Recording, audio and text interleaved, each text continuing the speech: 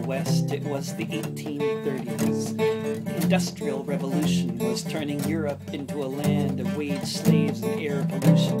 The history books tell us it was the era of free trade, and the entire world hungered for the products Europe made. Merchants plied their wares across the seven seas, and they brought back things like porcelain, silk, and tea. Soon all the tea in China could barely keep the West awake.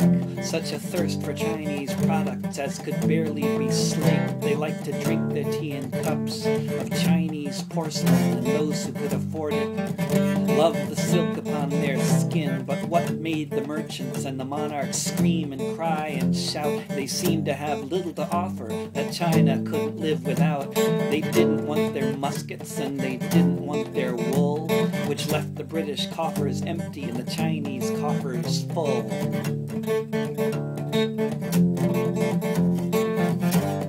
They called it a trade war.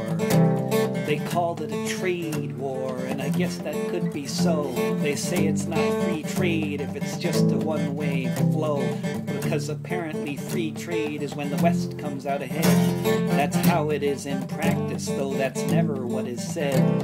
The fact of history they'd have us sweep under the rug. The one thing they could sell in China was an addictive drug. It had long been banned by Chinese law, but the British didn't care.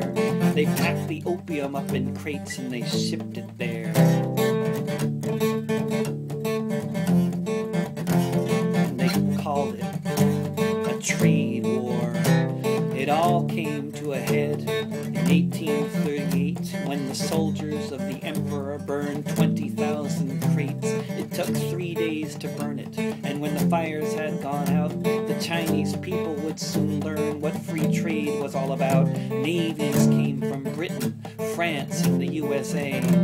In blood, land, and silver, they would make the Chinese pay. Cities leveled, thousands killed. The war was 3 years long. That's how they opened China. That's how they got Hong Kong. And they called it a trade